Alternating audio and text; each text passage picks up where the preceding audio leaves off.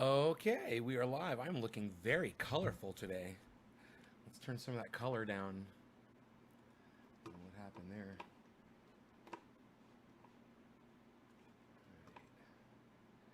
Color intensity. Okay, it's a little more realistic. I think there goes the alert that we are live. Hello, everybody. 20, 30 seconds into the video. Somebody's here. Who is it? It's Teresa King. She's set up for notifications, obviously. She knows right when I go live. Look at that. Let's see. Who else has their notifications running? Where's all my notified trendies? Luke Day. One of my favorite tweeters right there, Luke Day. He's angling for a free box of trendy paint oil. Joseph, what's up? Frankie the dude, what's up? Luke, do you need a paint oil, bro? Dude, bro, when I'm up at 3 in the morning and I send a tweet and Luke Day likes it and fucking retweets it right after I send it, man. Hey, dude, the man is on his game. He is on his A game. And Luke, I really appreciate you for what you do. Hey, Joseph, Frankie, Bubble, Carson, what's up, everybody? Hello. Hey, Combs. What's up, Combs? You're combing? I'm brushing. I'm gonna brush. I gotta get my width out. I'm doing my beard a new way now. I'm flaring it out. I got flares on the side. I got flares on the side of my beard. There we go. Look at that. Now get a little underbrush going there. Just to kind of tease it out a little. Whoa, look at that. Like an explosion of excitement. Carson, nay, A, Phil, A, Steve, A, Frankie, I may need for my knee. I tore my meniscus. Yeah, that sounds pretty fucking painful. David, what's up? Frankie, too bad I don't see you on my Twitter feed, buddy. You should be on my Twitter retweeting me like crazy. Retweeting and putting the likes and commenting and retweeting some more and retweeting some more. Space shuttle didn't take off. Oh, really? Oh, yeah, they said it was tentatively scheduled for, what, like a 3:44 launch or something, East Coast? I tuned into it for a second just to see check the status of it, and I was reading some of the statements that people were saying. I couldn't believe all the ball-licking Elon Musk little fuck sticks there were on there. Elon Musk is so awesome. Elon Musk is so amazing. Oh, yeah, Elon. Oh, Elon is so amazingly smart. Oh, Elon. I was like, really? Wow, he's got a lot of fans around the world. A lot of fucking idiots. A lot of morons out there that are Elon Musk fans. You guys are fucking idiots. You don't have Twitter? That's your downfall, Frankie. You should probably consider getting it. Frankie, you should probably consider getting Twitter and retweeting me, man. If you're looking to try to get some of that paint oil. Get on there, start retweeting me, brother. It's twitter.com, if you're wondering. It's really the only thing I pay attention to, is who's retweeting me. That's all I care about now. Who's supporting me. I appreciate that so much. Like Ron Placone, he's supporting me. He's wearing my goddamn shirt on a goddamn 45-minute live stream, and he interviewed Savage Joy from Twitter, who is doing a project with Pat the Burner, who I follow on Twitter. I couldn't be more excited because I have a feeling Pat the Burner is going to be watching that Ron Placone episode, and he's going to see my face all over Ron Placone's chest. Fucking training A. Boom! Smokes like a noob ass bitch. Enoch, what's up? Yo, Enoch, did Iceman get with you on Messenger?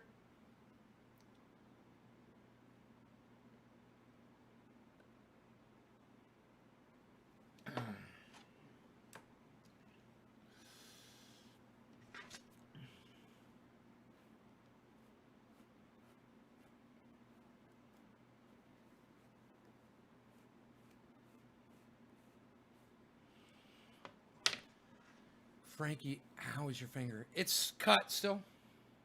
What do you mean, jam?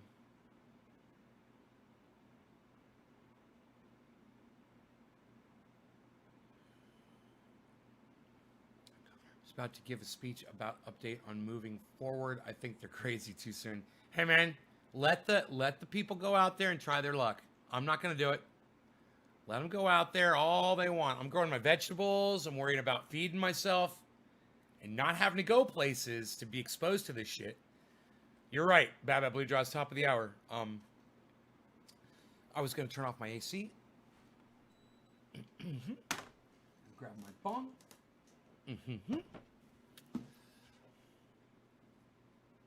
Got a bowl ready to go. No law regarding cannabis. Cannabis is a tism for all. Cheers, everybody.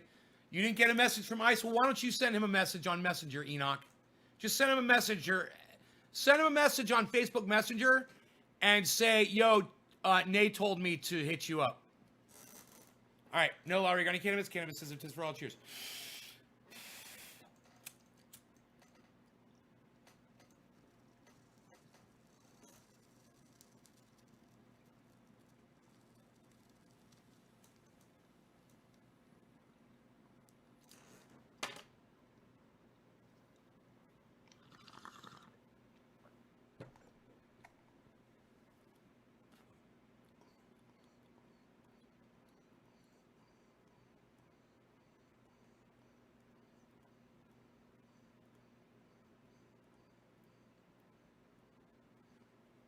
What did Sammy say? I missed it. Oh, it's today your birthday? Happy birthday, bro. Is it raining you out? Or did Sammy say something else that I missed?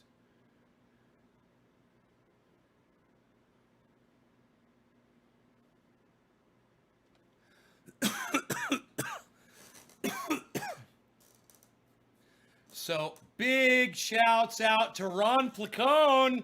What? Ronnie, baby, what did you do? What did you do? You were very good. You, Ronnie, baby. What did you do, Ronnie? What did you do? What did you do, Ronnie, baby? What did you do? I know you guys are... What? What? Come on. There we go. There we go. It took a minute. I think because I put the chat on last minute. That's something new that's happening. That's something new. All right. Okay. There we are. All right. Guys, it took a minute today, and the reason it took a minute today was because I have a new thing where YouTube just disables my chat every stream. They just Blue. because you know, maybe randomly I decided I don't want to chat today, even though this show has been about going on for 2 years, and every single stream we've had a chat, every single one. But YouTube, He's only been broadcasting for 2 years. Chats. I love that. So now they just randomly disable your live chat, and that happened. He's so new.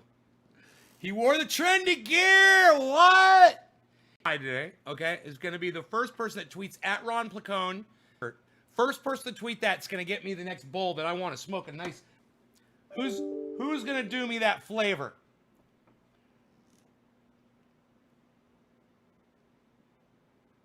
I'm turning on my Twitter. I'm checking.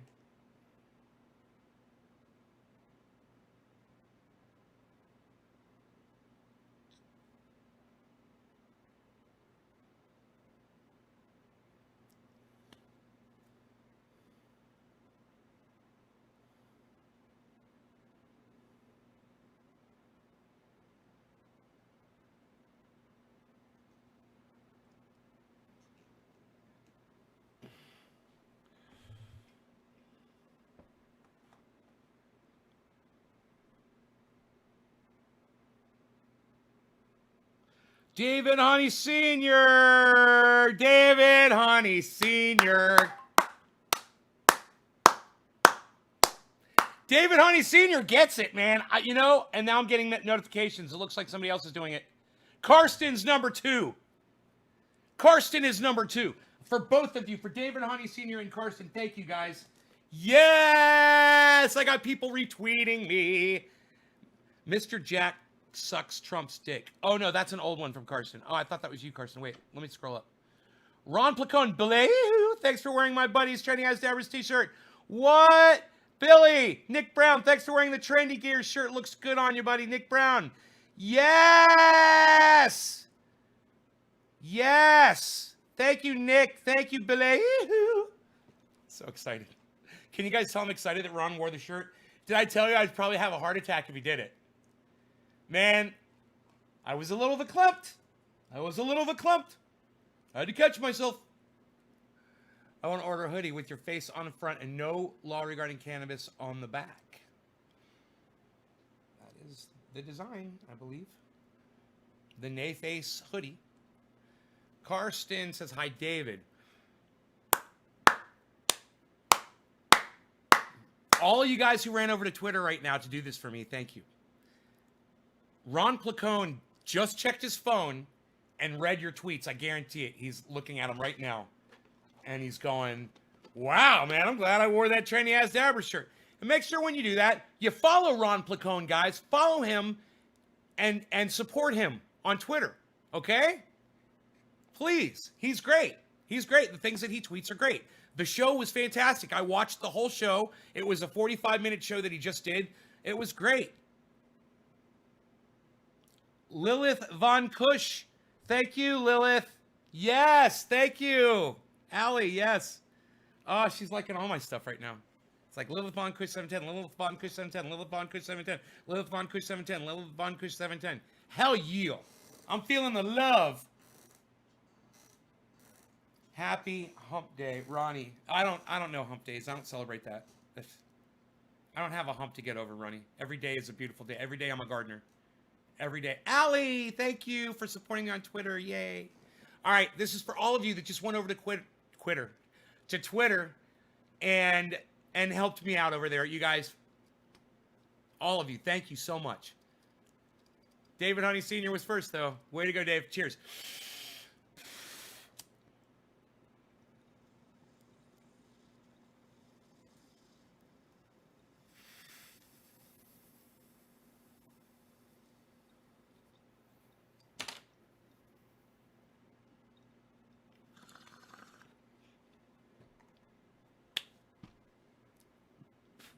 Remember, guys, tomorrow morning,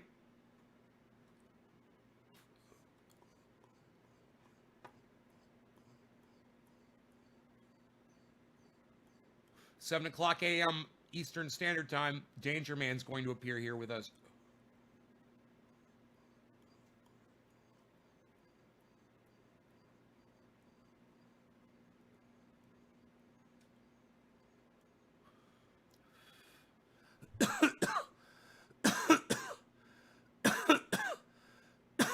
Yeah, I don't see anything from Sammy Walnuts on here, buddy. I'm sorry. If you're trying to be sideways with me.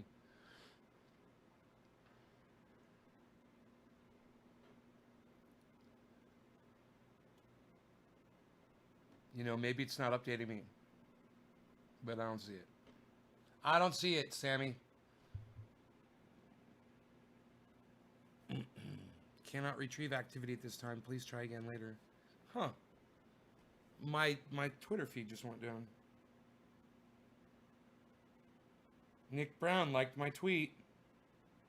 Allie liked my tweet. I'm getting notifications like crazy.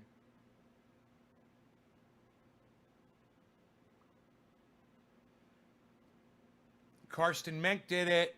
Thank you so much for wearing the Trendy As Dabber shirt. We thank you. Thank you, Karsten. Oh, there's more. Nick Brown, Lilith, rad shirt, bud. I gotta tell you, I hope every single one of you will go to Ron Placone and subscribe to him on YouTube. Please subscribe to his YouTube channel and please follow him on Twitter. And let him know that I sent you. Thank you, thank you, thank you. You know, I did not know that Ron Placone smoked cannabis. Because, unfortunately for the cannabis community, he doesn't really talk too much about it on his show. And I think that's a huge loss for all of us. But I think we might be able to get him to talk about it. You know, you guys could ask him about it. Ask him if he could talk about it on a show, like I talk about it on my show. The Trendies crash Twitter, right? Pacific 7. Yeah, 7 a.m. tomorrow morning. Did I say Eastern Standard Time? My bad. 7 a.m. Pacific Standard Time.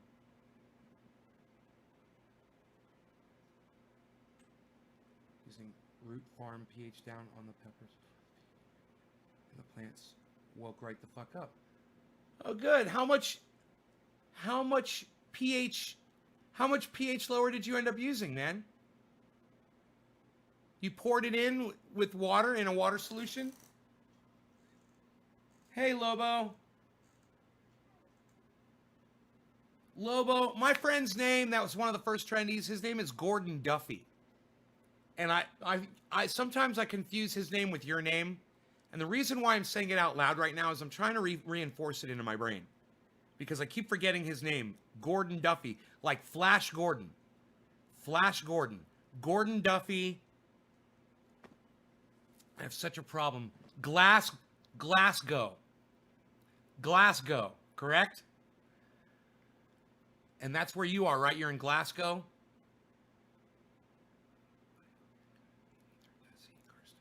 Does he smoke? Yeah, he smokes. Oh, Ron Flacone smokes, man. And it's so cool. I'm sitting here watching him talk while he's wearing my shirt on my Twitter feed. He's literally animated while my phone's sitting in front of me. And he's wearing my shirt. And I just got to tell you, dude, I couldn't be more tickled right now. I couldn't be more honored and more happy. And I could never hide that from you guys. I could never come on here and not tell you about it and act like it didn't happen or whatever. It's a moment. It's like a Danger Man moment. All right. Quarter of the hour. Danger Man, tomorrow morning, my time, 7 a.m.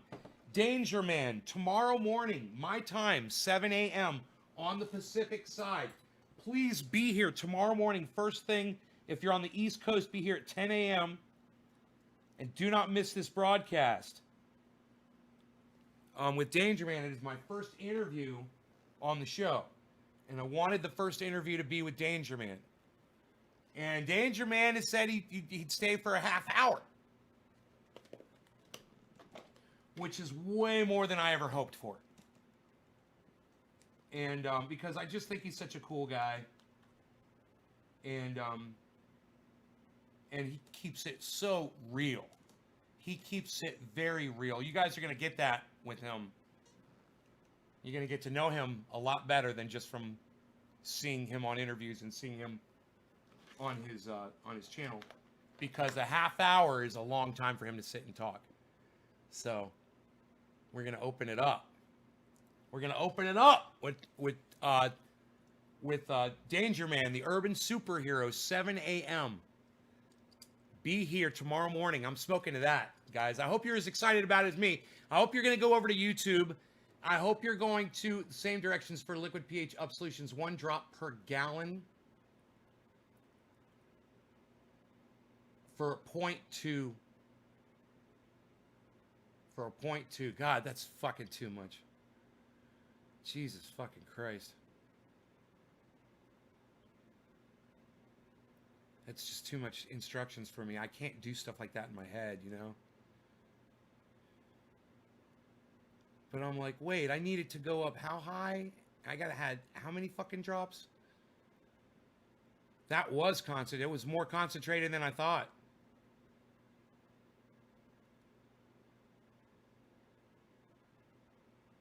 If it's just 1 drop for a gallon of water, we'll make that whole gallon of water go up 0.2. That's fucking concentrated, bro. That's some strong shit. Way more concentrated than the powders that I ever used. Dude, I was putting in fucking dumping fucking shit of that fucking powder. Oh my goodness. I should have been using liquids when I was back doing pH adjustment. All right, no law regarding cannabis. Cannabis is a test for all. This one is for Danger Man, the urban superhero. Tomorrow morning, 7 a.m. right here, guys. All over social media.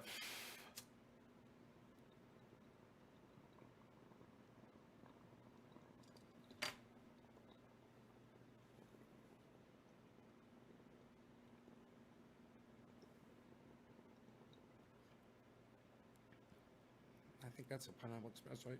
Even though I got Jack Harris sitting in front of me. Tastes like Pineapple Express. You live in Belfast. Who lives in Glasgow? Maybe Gordon lives in Glasgow.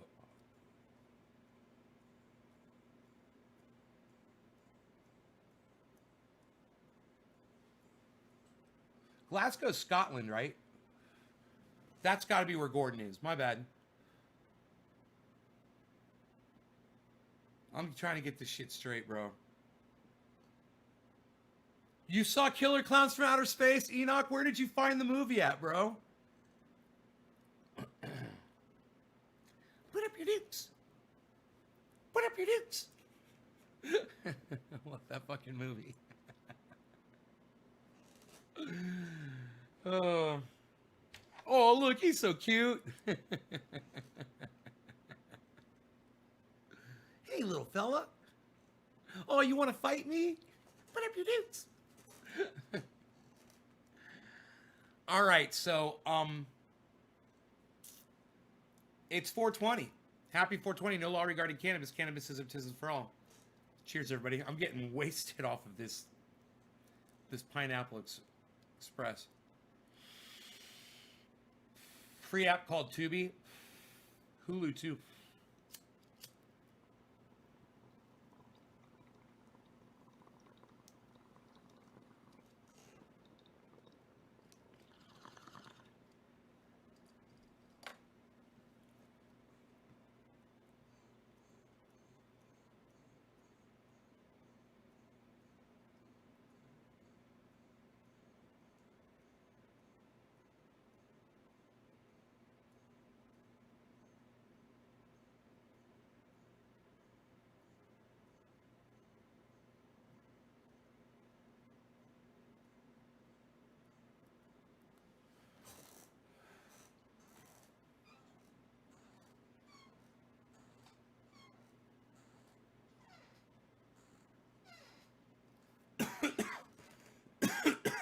Yeah.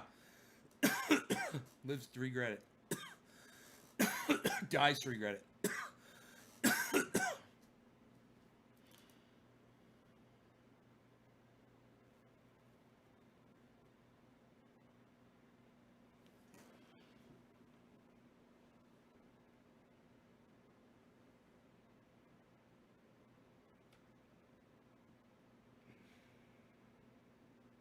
Nick Brown liked my tweet. Thank you, Nick.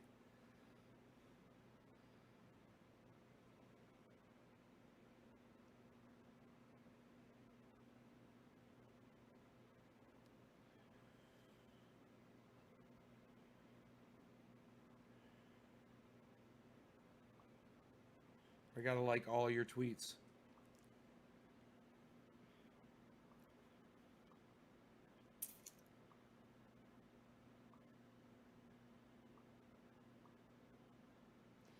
Karsten, I want to highly recommend Trendy Paint Oil from Trendy As Dabbers. It is so fantastic.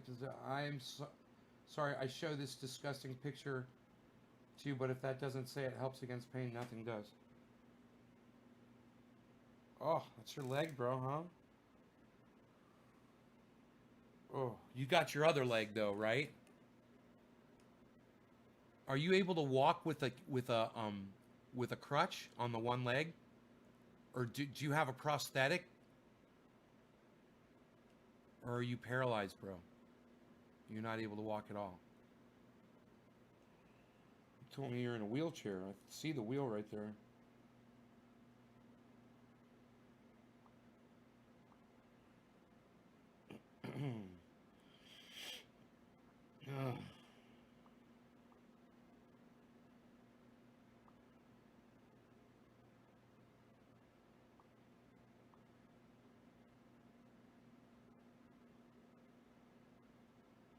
Mr. Jack sucks Trump's dick. I love that one, Carson. Just another day in paradise. Oh, that's fucking brutal. God, them motherfuckers fight. I've never seen alligators fight, bro. Holy shit. Okay. Okay, I think I've liked all of your tweets. I see nothing but hearts now on my mentions. So if you retweet or you make a tweet and you... Ron Placone liked your tweet, Allie? Oh, what?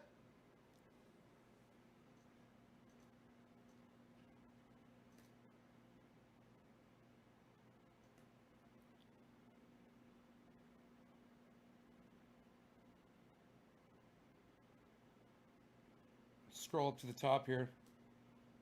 Ron Placone, thanks for sending me my size. He's tweeting at me. Ron Placone just tweeted at me. Did I tell you guys, if you tweeted at Ron Placone, he was going to notice? And now he's tweeting at me. You guys are the best audience in the whole world. Thank you so much. You guys, that is the sweetest, most awesome thing you guys have ever done. And I really, really appreciate it. Now Ron Placone's tweeting at me. So I'm going to tweet him back.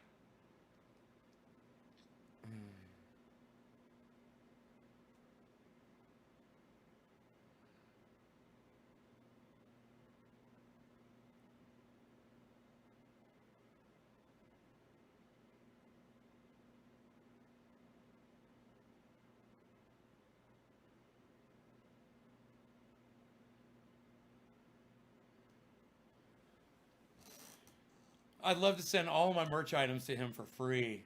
Just ship him everything and give him some, and then give him, we're in California. He's in California. He smokes. He should be smoking some Jack Herer. That's what I'm thinking.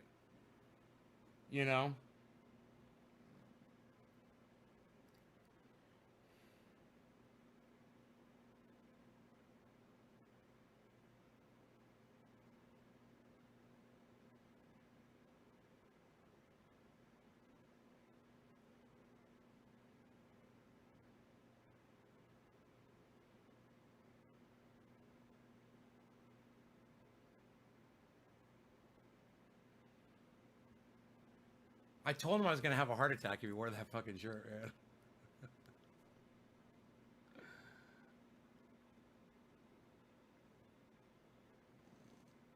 Gift him some Jack Herer. Hell yeah.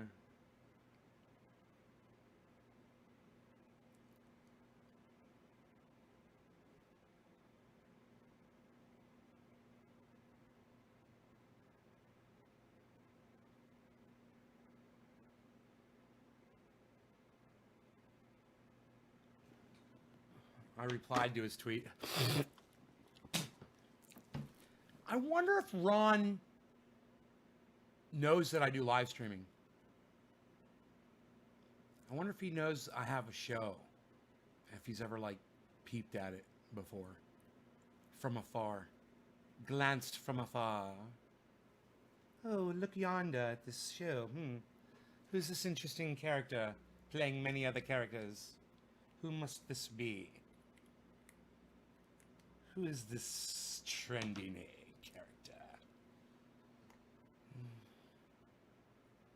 Tomorrow morning, Danger Man, urban superhero interview right here, guys. Don't forget, please show up for that interview. I'm excited, man. I don't know if I'm going to be able to go to sleep tonight. Danger Man, urban superhero interview tomorrow. I'm nervous. It's like, should I write my questions down? It's like, I don't think I have to write my questions down because I've had so many questions for him, and that one guy that was interviewing him that we watched this morning on that interview that he had on local, that was, where was that? I can't remember. Chicago, was it? Local Chicago news, and he was getting interviewed by that guy, and he says, how did you become inspired to become, how did you get inspired to become Danger Man? And he tells the story, he tells it so well. And I was like, that was going to be the very first question that I asked him tomorrow morning. What inspired you to do that? But now I know the answer to that question. But a lot of people watching tomorrow probably won't. So we're definitely going to go over that.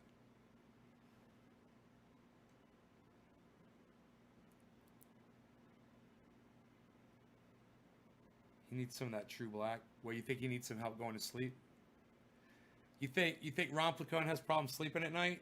I could send him the night stuff. Got plenty of it. Good night. Good night. All right, where am I at? No law regarding cannabis. Cannabisism, tisms for all.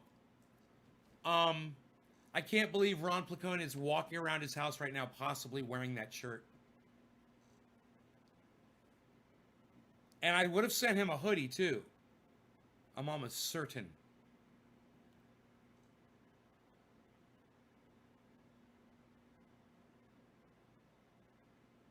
I'm sitting here so freaking stoked out right now. It's all happening. It's all happening. It's all happening. Cheers, Allie. Thank you for noticing.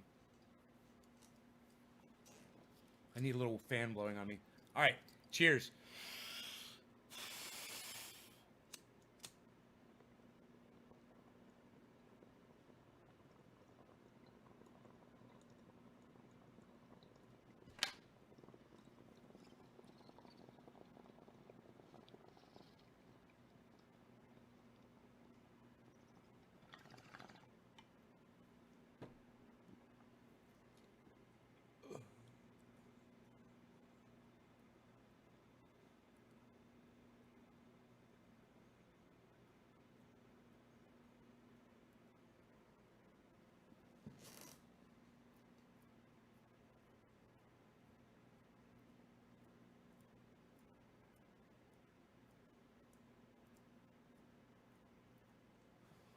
Get Ron on here. We could talk about growing veggies. He'd be like, I don't grow vegetables. And I could be like, I want you to learn how. I want to teach you. I want to teach you how to feed yourself, Ron. But I got a grocery store. Yeah, but what if it shuts down and you can't go there anymore? For any reason. If nothing bad ever happens, then the worst case scenario is you got fresh veggies in your yard, son. I think I make a very good argument there. If I'm wrong, you have fresh veggies. If I'm wrong, you have solar energy. You'll never have to pay a power bill again. If I'm wrong, you got your own water. You got your own well. Big deal. Is life so bad when you're self-sustaining? You can still go to the store and buy a Slurpee if they're still open, buddy. You know? You can go get your Milky Way bar and get your can of cat food instead of letting your cat outside to go feed itself. You know, and throwing it scraps. You know, Rogan eats people food. He eats everything that I eat. Everything except chocolate. If I think it's okay to give him, I give him my last bite of every meal that I have. And you know what? He used to sit there and whine and cry at me, and he's very impatient. He would get right up on me when I'm eating and stuff.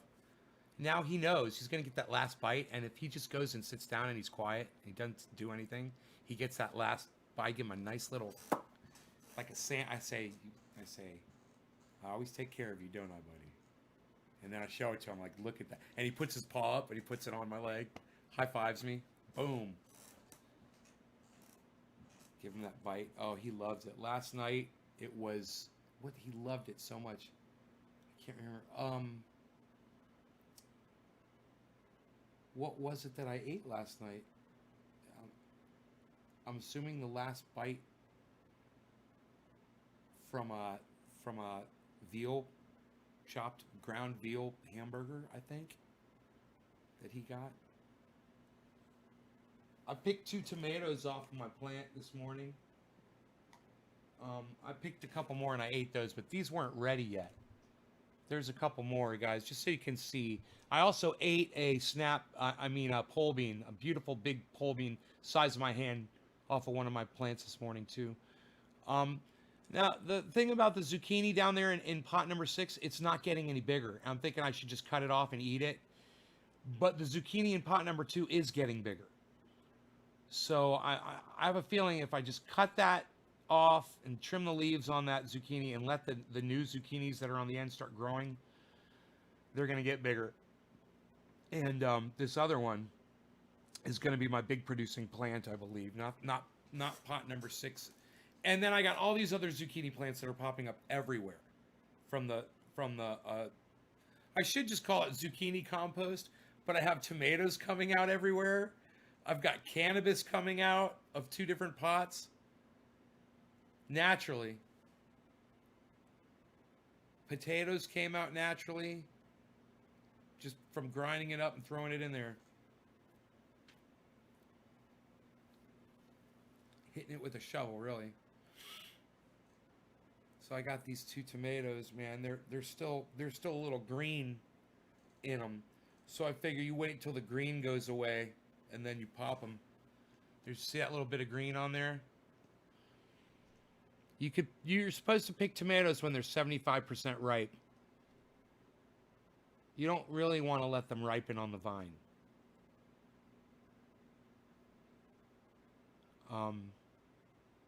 Pick them a little bit early and put them in a little area where they can do their thing.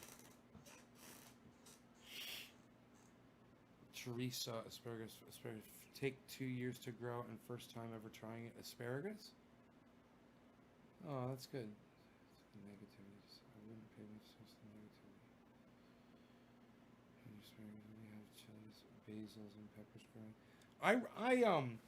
I wrote it down on a notepad.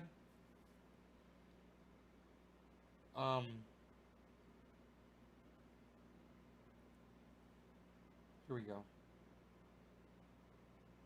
What I planted: chives, dill, oregano, basil, mustard, and parsley. And it's the mustard that's fucking sprouting everywhere at the top. Okay, next row is carrots. Nothing there. The third row is dark red beets, and I believe I see sprouts all along that row. The fourth row is Paris Island romaine lettuce. I don't see anything there. Row 5, white icicle radishes. I think I see sprouts on that one. That's 5A. Those radishes are sprouting. The next row next to that is 5B, broccoli. That's not sprouting. And then burpless cucumber. I don't see any of those yet either. And then I put in the freaking eggplants. Row 7. I forgot. I got to put that in here.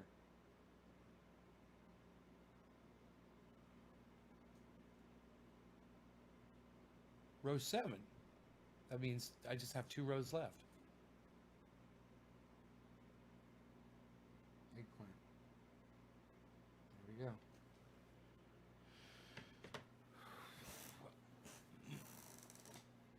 I keep hitting a pumpkin at school and it rotted, of course. Threw it in the compost pile and fucking threw its growing gourds. What's a gourd? I don't know what a gourd is. But I've got my zucchinis, which are very similar to pumpkins. They basically look like pumpkins, right? But they're just elongated pumpkins, really, when you look at them.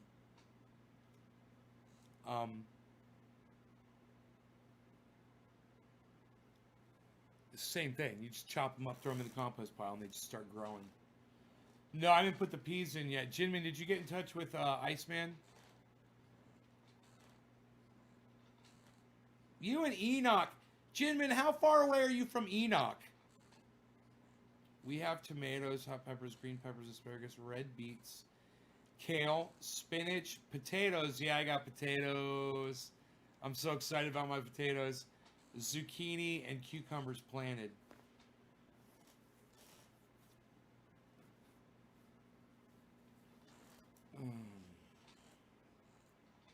Oh, good. Good. Very good, sir. Now, how far away are you from Enoch, I wonder? I got jump in the shower, Nate. Enjoy the rest of your day. All right, Allie, enjoy. Is a pumpkin as far as all that. That's like the family.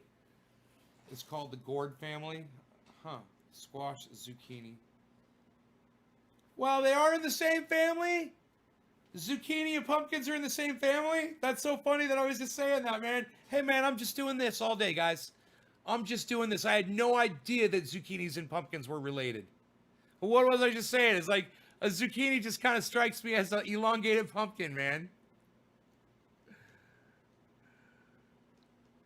Where's Enoch? I have tomatoes, cucumbers, cayenne peppers, bell peppers, and squash. Doug Viles. Thank goodness my husband was a farmer. Teresa. Replying to Allie. Keep it open. Nick Brown. Keep it open in the shower, Allie. That's what I like to say. I have a speaker. I have a speaker in the shower. It's not in the shower, but it's in the bathroom. And it Bluetooths to my phone. When I bring my phone in there, it just automatically connects to it.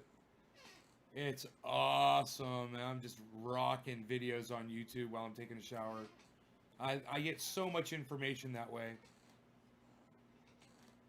Plus, you can play videos faster if you want to get through them quicker.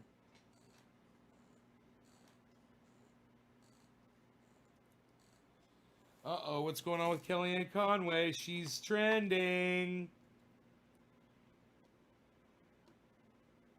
What's going on, Kellyanne? Did Kellyanne Conway just compare our constitutional right to vote with buying cupcakes? What? A cupcake for an hour to get a cupcake. People are very proud to show up and go to the polls. They really are. I mean, they wait in line for a Georgetown cupcake for an hour to get a cupcake. So I think they can probably wait in line to do something as consequential and critical and constitutionally significant as cast their ballot. Huh. Listen to that again. People are very proud to show up and go to the polls. People are very proud to show up and go to the polls. People are very proud to show up and go to the polls. People are very proud to show up and go to the polls. They really are. I mean, they wait in line for a Georgetown cupcake for an hour to get a cupcake. So I think they can probably wait in line to do something as consequential and critical and constitutionally significant as cast their ballot. People. Right on, Allie. Thank you. I hope you do listen in the shower. That's great. Spouting some bullshit lies as usual. Yeah. Kellyanne Conway looks good when she's blurry, though. I'll give her that. She looks good in low bandwidth. Smooths her out. Oh, the rough lines. The jowls.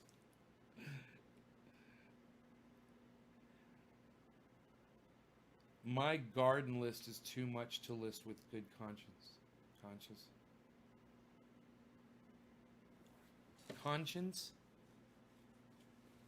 My garden list is too much to list with good conscience.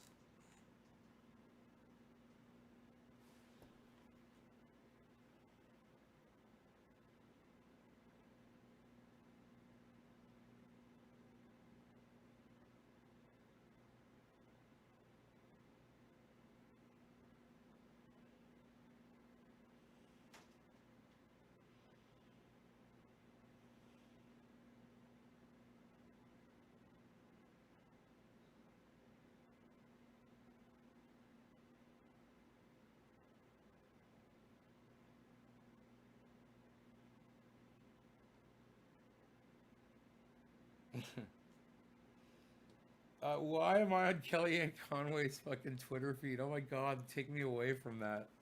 Holy shit. Oh, it's so funny. Ron Placone liked to tweet you were mentioned. And at Ron Placone, did you know at Trendy As Dabbers has a live show 3 times daily? He talks about you a lot on his show. I learned about you from at Nay Trendy. Love both you guys' shows. Keep up the great work. Ron Placone liked it. Ron told me I could send him anything, anytime. Anything, anytime. I love it. I love it. I love it. I'm going to be hooking Ron up. Nick Brown. Nick Brown. Thank you so much for tweeting at Ron Placone, and he liked your tweet. Bro,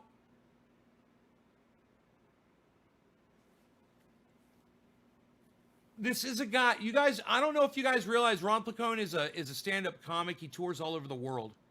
Do you guys realize that? He tours all around with the world with Graham Elwood, and he goes around on his own. Aside from the fact that he does his own thing and that he's on the Jimmy Dore show.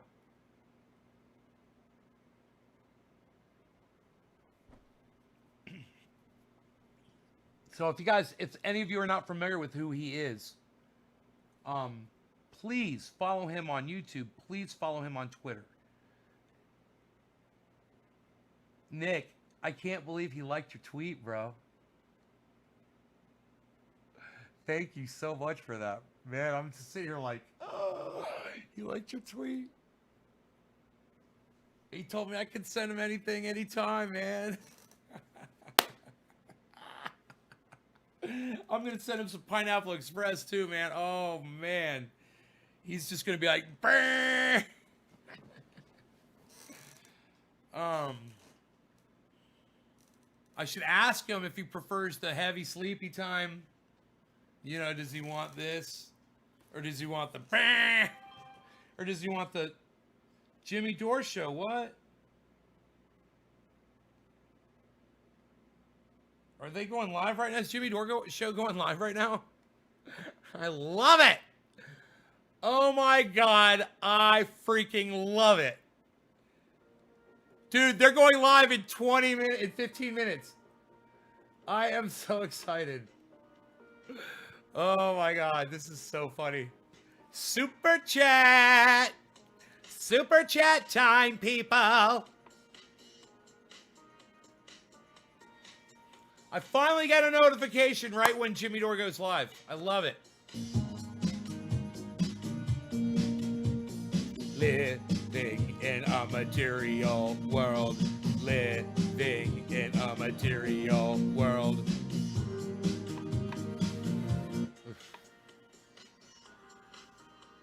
Could do without the fucking music. All right. I'm on your speaker now. Okay, I'll stop singing.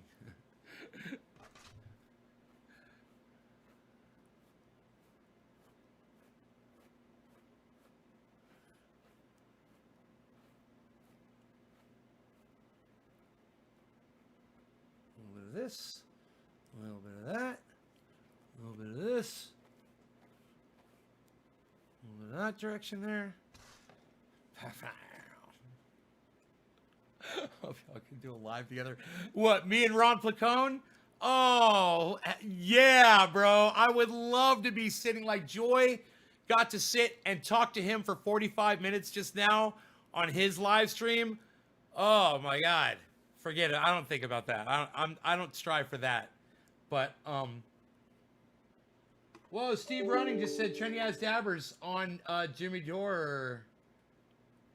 I'm putting up a super chat.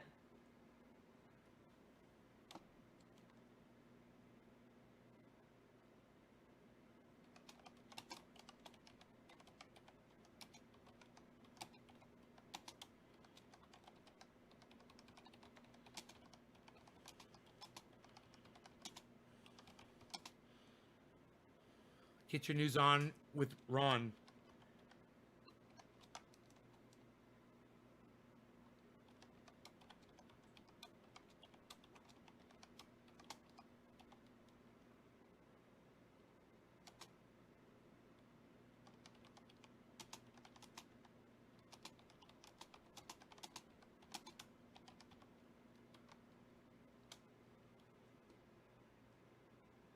Okay.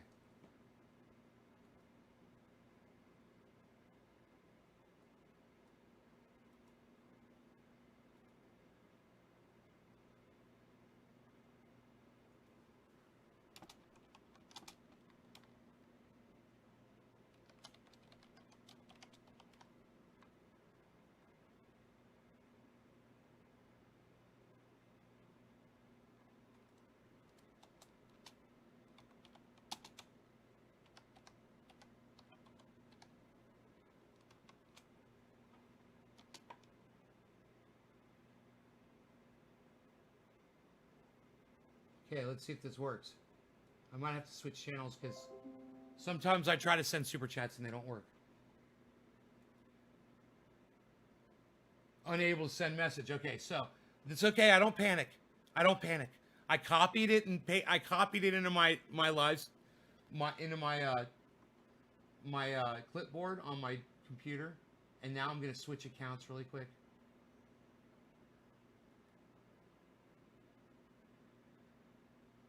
I'm gonna switch to an account that'll let me do this.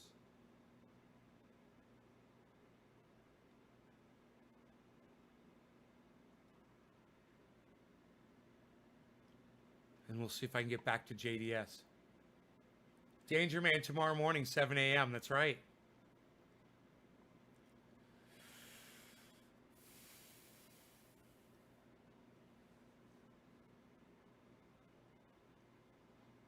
Okay. Let's see if it works.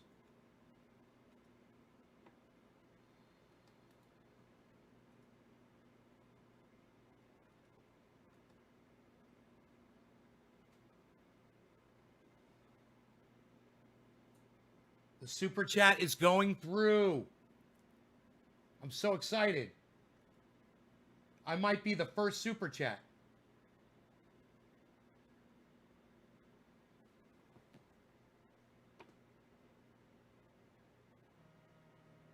There goes the notification that there was an expense.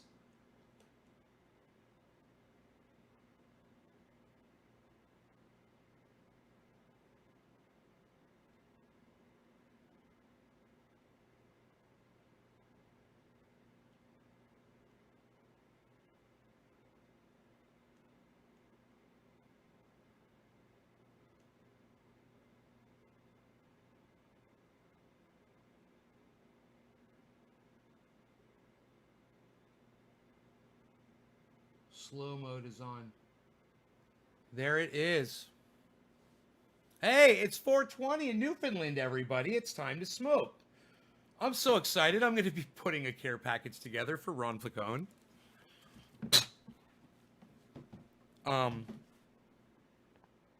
I just can't wait. He says, you can send me anything you want.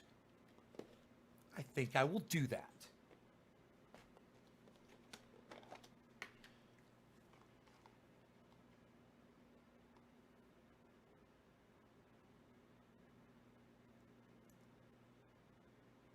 Someone's like in there saying, still not voting for Biden. Yeah, watch this fucking Beto O'Rourke dude come back. Watch. You know,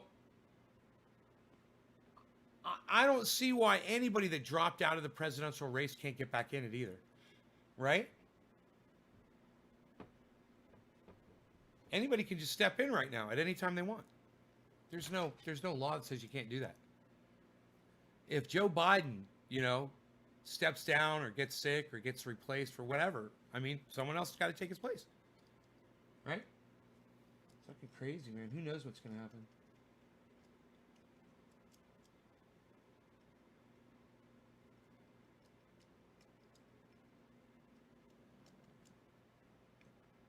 All right, 420, guys. Cheers.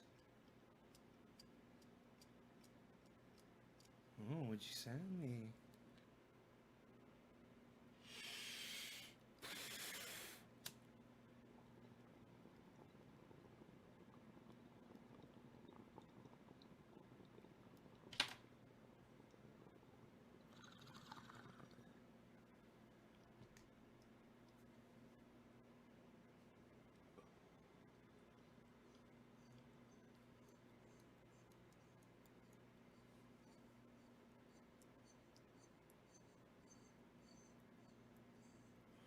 The thing that separates me from most of the people on YouTube is I'm not afraid to smoke on a live stream. Or on all social media for that for that matter.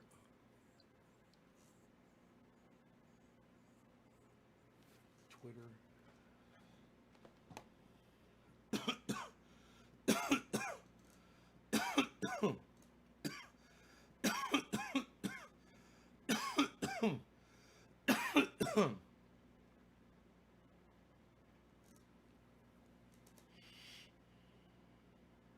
Oh.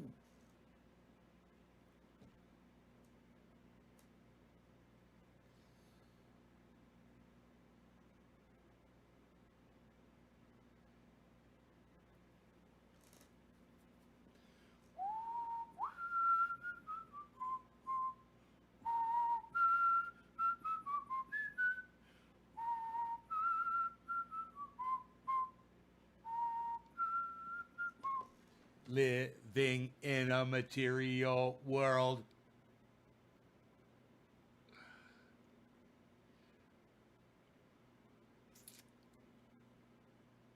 They're going. Jimmy Dore show goes live in 6 minutes, guys. It's fucking. It's almost like they timed their show to go live when they knew my show was going to be ending. Fucking love it. Tomorrow morning, 7 a.m., guys. Make sure you're here for the Urban Superhero, Danger Man, the Urban Superhero interview live.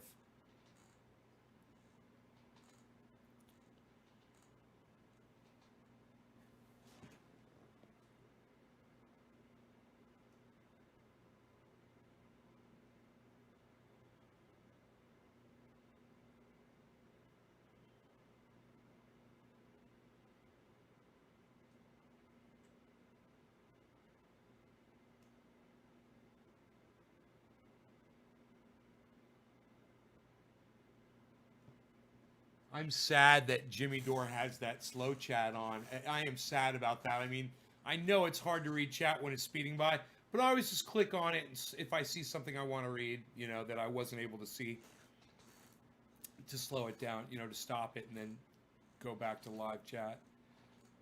But it sucks because if you say something in there, then you have to wait 5 minutes before you can say something else, and a lot goes on in 5 minutes, and you want to comment on something in particular, and it's like irrelevant by the time you're allowed to chat again, and you're just like, fuck it, you know? You even forget what you're gonna fucking say, or what you were even gonna say, or what it was you were gonna talk about, what it was you're gonna say, or what it was you're gonna say. Did I just say that? Oh my god, I forgot what I was gonna say while I was saying it. Oh, they're going live. It's a Joe Biden commercial. What the fuck? Joe Biden is fucking wrong, dude. See, I want to turn on ad blocker. I don't think I have it. I think I uninstalled it or something because I don't see it. Fucking stupid. 4 minutes till Jimmy Dore goes live. Good. I'm looking forward to the interview as well, man. He's really cool. If you guys have any questions, start thinking about what they are. And feel free to tweet them at me and at Danger Man, the Urban Superhero, on Twitter, and then we'll read them out loud tomorrow on the show. How about that? What's up? I can barely walk and have no insurance at Trendy As Davers. Hook a brother up. What's up?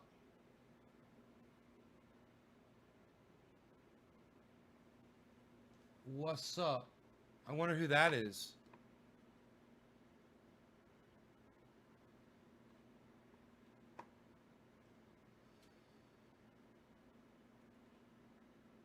I mean, you gotta miss, bro.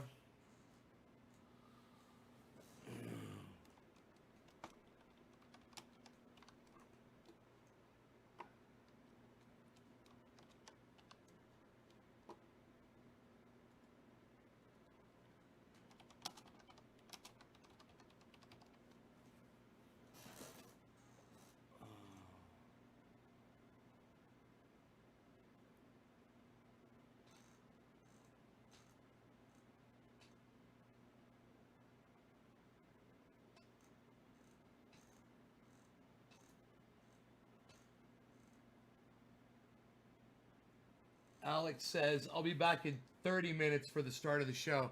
You know, it's true, man. They go through this whole thing at the beginning. They show that picture that I sent them that they never gave me credit for.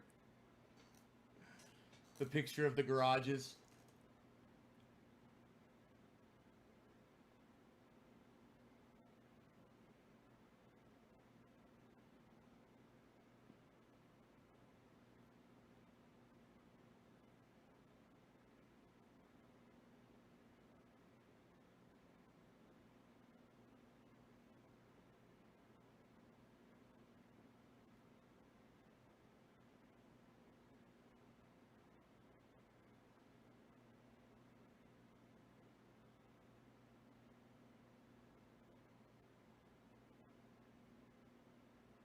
Randy Church, no law regarding cannabis on the Jimmy Dore feed. Thank you, Randy.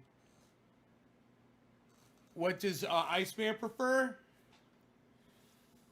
He's probably going to say indica, but you just ask him. Why don't you message him, bro, and ask him? It's only 6 p.m. over there in... I don't know where the fuck he is right now, though.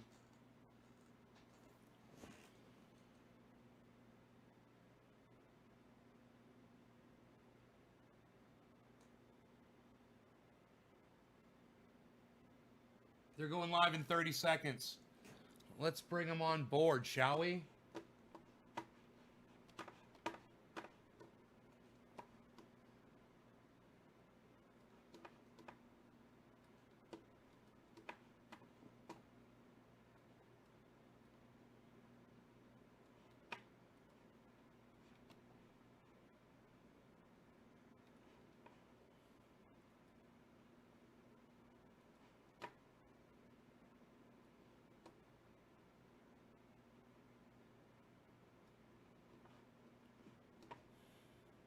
Now it just says we'll be back momentarily. We'll be back momentarily. No, don't do that.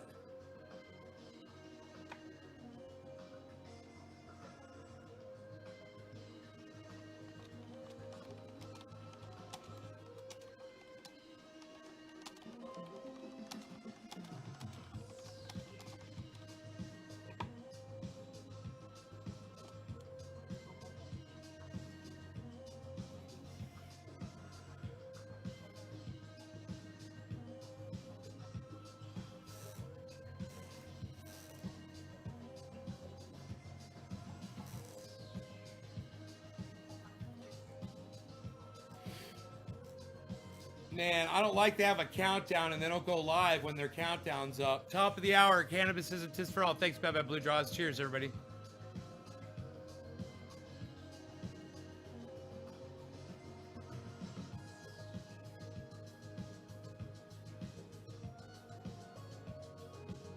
I was on your Twitter, man, Lil. I can't work it, man. Twitter's easy. It's just a couple of button clicks, bro. It's trendy as Dabbers at Twitter. Maybe you're on the wrong one. Oh, 100 rubles. I think that is, right? Rubles. No law regarding cannabis. Cannabis isn't tism for all. Top of the hour. Cheers, everybody. Similar to SpaceX launch today. Chappie. Thanks for tuning in. We appreciate your support, Jimmy Dore Show. Hell yeah. And I'm bringing my audience. Jimmy Dore Show. And I'm bringing my audience with me.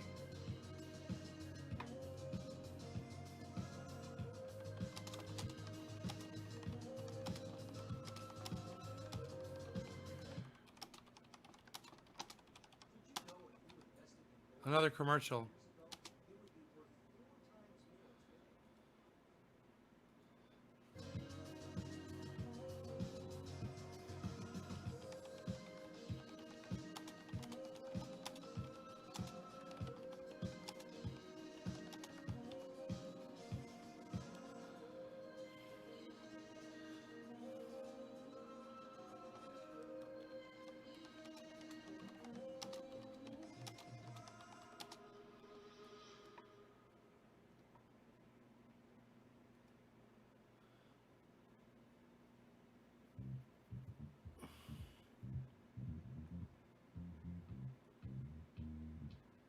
This is the same audio track there.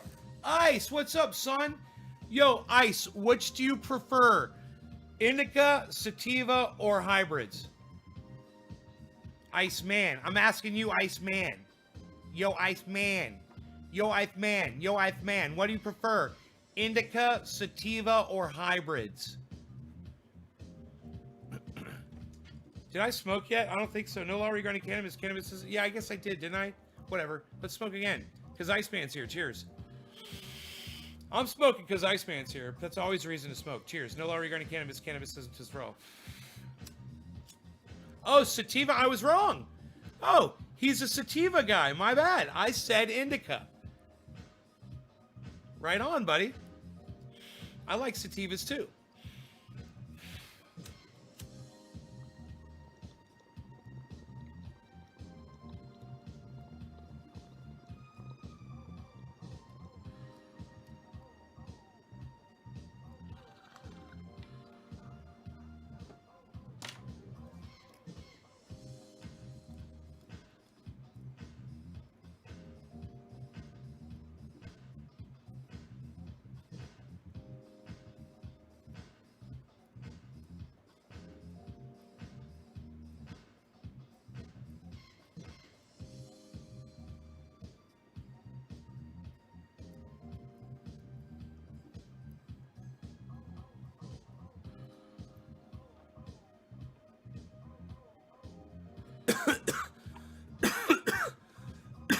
Congratulations on implementing a socialist alternative to capitalist syndication of a broadcast. You are a gift to community.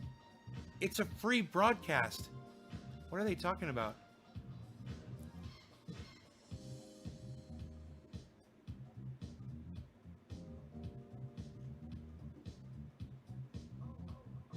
Congratulations on implementing a socialist alternative.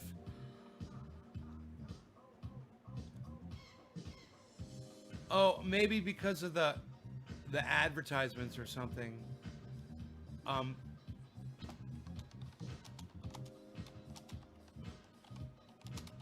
I said thank you, I think. To who is that? Who said that? Army of All.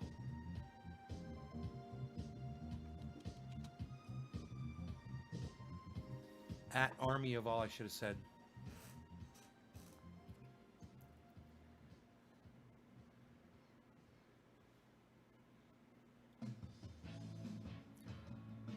Oh, they got slow mode on, but it's not on super slow mode. It's not 5 minutes. It's right now it looks like it's it's maybe a 20-second delay, which is good.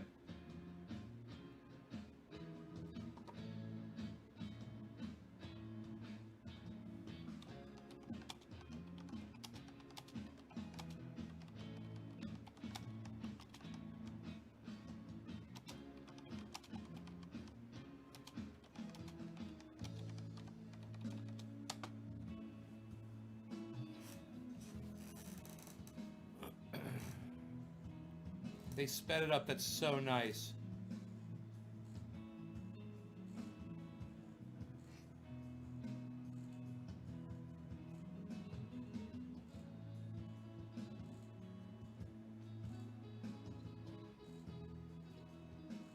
Dude, why isn't he going live? This is a horrible thing to do to an audience, man.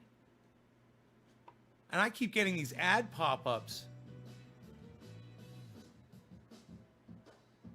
Dude, that's bullshit. I need to turn on my fucking... I need to re-download Adblocker Plus.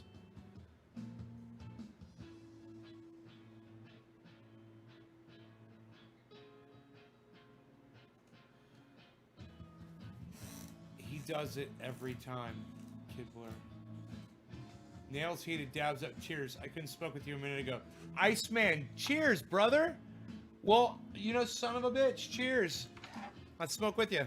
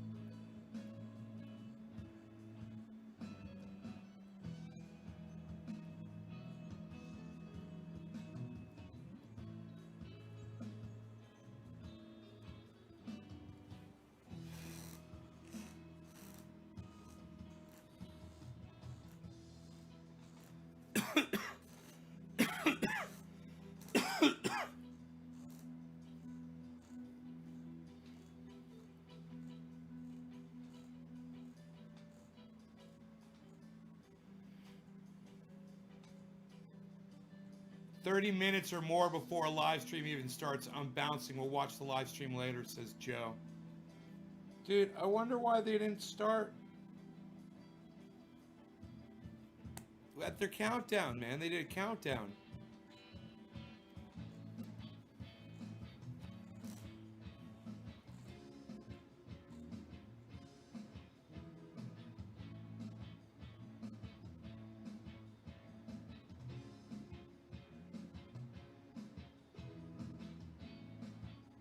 Dude, I've got a goddamn pause screen on broadcasting a pause screen on 19 of my channels right now because I want to be there right when they go live.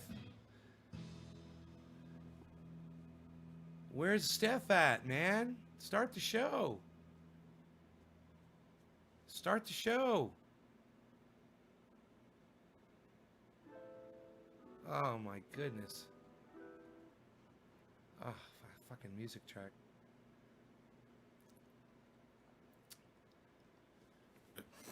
Start the show. Start the show.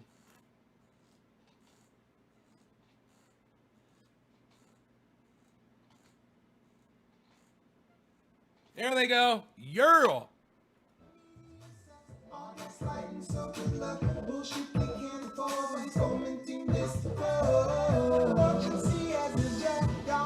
I knew if I kept saying it, it would start.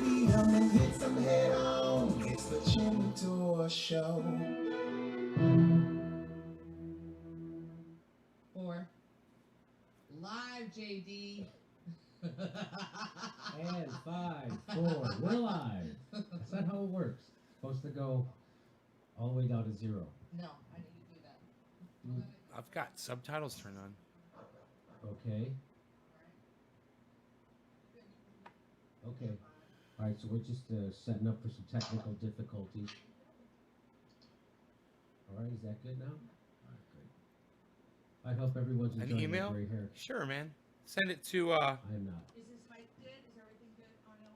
420 Okay, terrorist we're good. At- All right, JD. gmail.com, Thank you bro. so much. Hi, everybody. We have a special guest with us today. He is chair of the Industrial Workers of the World Organizing Department, IWW. He was formerly the head of labor organizing in Iceland's second largest union, Epling, and he specializes in building unions and mass mobilization, some we need here right now. And he's here to talk to us today about how we can unionize workers during the pandemic. Please welcome to the show. You're welcome. Mr. Maxim And Baruch. Thank you what's for up? being Feel here. free to stay and watch Oh, the Jimmy that's Dore good. show with us and get high So, with us while we watch the You know, Jimmy we Dore show. became- I Oh, look, became I'm Ron involved Placone. with IWW just recently because of what happened in Portland at Voodoo Donuts. And so they're doing a thing called You're welcome. solidarity. First of all, could you just tell us what the IWW is all about? That's what's up, son. Sure. So the IWW That's is a what's labor up. union started in the early 20th century. It's been around for a long time, and it practices quite a militant, combative, and solidarity form of unionization. Essentially, like our union model, what we're about is about placing action in all of its forms at the heart of the practice I of can the put it in my union. mouth too if I want. A model Well, that Trendy Panel, affirms the in my primacy of mouth. mobilization over No problem. negotiation practices in the fight Anywhere on for your social body. progress Pain, and against itching, social anywhere on your regression, body. primarily at the site of work Psoriasis. of where production Bye-bye. happens, but Bye-bye certainly not pain. exclusively. Cut on And your without finger. excluding negotiations, Bye-bye pain. Our primary work Open concerns wounds. about Bye-bye pain. building the kind of Antiseptic, social structure which will, antiviral, above all, give the antibacterial, balance of trendy power pain oil. in a Safe for your dog. favorable way Safe for to your keep one-year-old out the shop baby. floor. And lastly, what Safe we're for your about is newborn. putting workers Works at on the mosquito center of bites. developing their All own things are listed strategies trendyadverts.com. and setting their own pace of organizing, where they are at the cockpit of what they're doing, and being Oh my in the God, he union is said a method and a cockpit! tool and an accelerator, rather than having bureaucrats run. other He's got people's my organizing. attention. So that's the kind He of said unionization cockpit! that kind of manifesto anyway. That's fantastic. So What time so, is like it? I said before, 3:13? What made me aware of You're that 313ing? was the fight in Portland at Voodoo Donuts to organize them. Now they did a different type of organizing there, and it's called. Correct me if I'm wrong. I might be wrong. Is it called solidarity unionism? That's correct. Yeah. And could you explain to people what that is and how that differs from the normal kind of union organizing that normally takes place? Sure, yeah, that's no problem. So normally when people call up a Shouts union, out, what they shouts expect out to to happen from the first phone call is that a union will dispatch them what are called authorization cards. where Ron people will just Placone, fill them out. They will deliver them to the National Labor Relations Board, his guest today, which Joy, will call and, for a speedy election, and which will, then descend Danger Man, urban a SWAT team superhero on the here tomorrow employer, morning, force 7 employer a.m. to guys, sign a my time. contract and then obey that contract. But the Pacific reality of Standard, the 7 situation a.m., 10 has o'clock been on the for a East long Coast. time, and especially Danger now, Man that the National interview, Labor half Relations hour, Board does not 7 function. a.m. It hasn't functioned Right in a here, long Thursday time, morning, either tomorrow in the morning. United States or in Boom. Canada. Be here. And as well in other countries, the equivalents are often very troublesome. It certainly functions a lot less under Trump. Trump appointees to that board have instituted or are seeking to institute additional restrictions on how that functions. And certainly under COVID, what we saw is that the labor relations boards in Canada and the US have essentially ceased to function for a long time. Now they're functioning in a haphazard manner.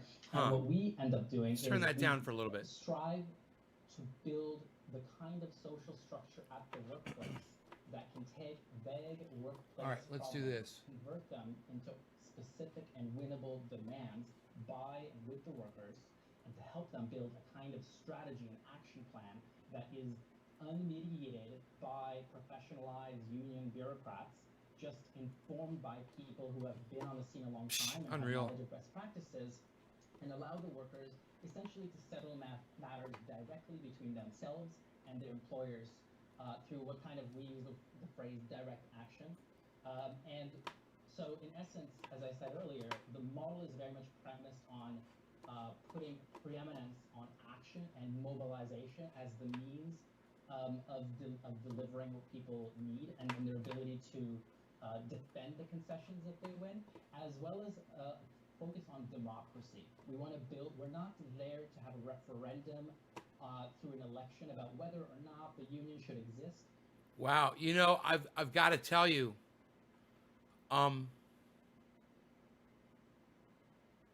the whole strike thing,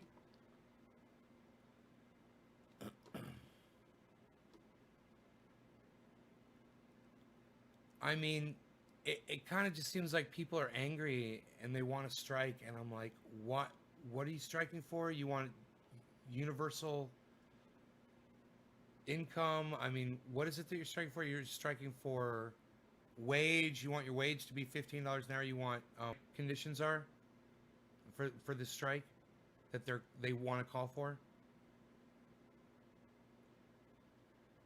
There's the grow. Yeah, you guys want to see the grow? I thought you might want to see that grow.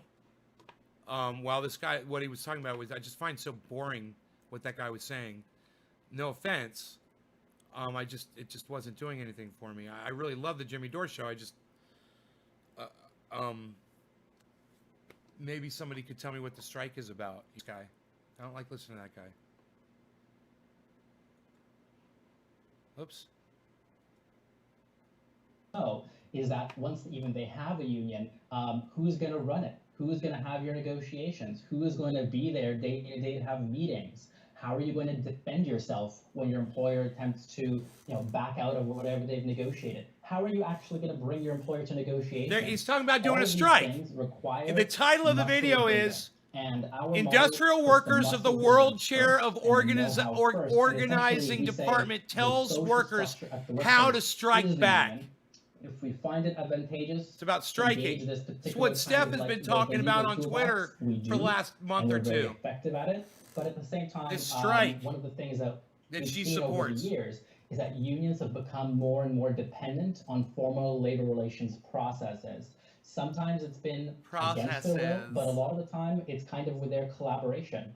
And one of the things that makes this moment special, I just want to say, about COVID-19 is that normally a lot of workers are sandwiched in a bad place between the government and the National Labor Relations Board and gigantic establishment unions that are more collecting dues or more focused on, they see themselves as a kind of social partner to the business community.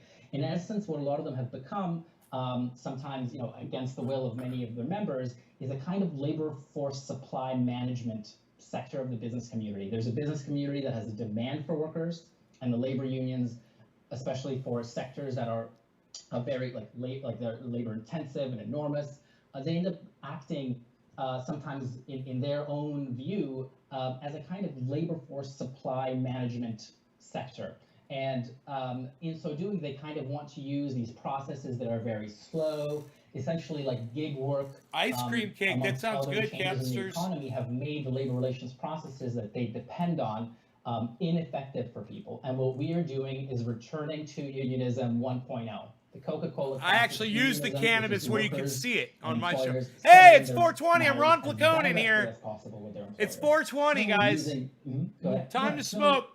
No law regarding So cannabis. instead of Cannabis that isn't normal business way for of all. going about it, Cheers. where you fill out the card and you get recognized, and then somebody from the union comes down to talk to you, and he's going to do your negotiation, and you have the difference in what IWW encourages is this thing called solidarity unionism, which is the workers themselves just immediately making demands and not waiting for that process to unroll, which can take sometimes years, correct, to actually start a proper union through the National Labor That's Relations correct. Board. So when you have a problem like they had in Portland with the Voodoo Donuts, they had lots of problems. One of them was security. There was no security guard there, and it was in a tough neighborhood, a crime-ridden neighborhood, and they wanted a security guard. So they just went on strike until and said, hey, we want a security guard, or we're not coming to work. So they didn't wait and fill out a card and have an election and then call the guy down at the union head at the local and then come down, and then they had a meeting set. They just made demands immediately, and that's much more than. And by taking direct action, you mean like work stoppages, going on strike, picketing, things like that, and that's what solidarity unionism. It's meaning you just create a union immediately at your workplace, and the workers are the union, and you don't wait for an outside body to sanction you. You just start immediately Right. negotiating with your employer. That's what you mean by that? So largely yes, but there are some caveats. Well, what a lot of people see as spontaneous is actually just the tip of the iceberg. It is a performance after you've been practicing, you've been rehearsing the play for many months or even a year or multiple years. When we start organizing the workplace, just like other unions, there's not a secret to any of this kind of a thing. We begin to build that social structure, and that happens very gradually. We begin to understand how the workplace functions. We begin to understand the relationships between people, and there absolutely is still a role for a sense of organization. One of the things that we're seeing now happen in the workforce under COVID is that a lot more people have been, by the situation, have been pushed towards taking direct actions, whether it's workers Cheers. whose workplace is open and they would like it closed. Folks whose workplace has closed and they want to demand severances or sick pay or something like that, or assurances that they will get their jobs back. But nevertheless, and this is something that is obviously it's extremely inspiring to see it happening on such a mass scale, not only here but internationally. But one of the things that we've seen is there is a big difference, and this is one of the obstacles of this situation.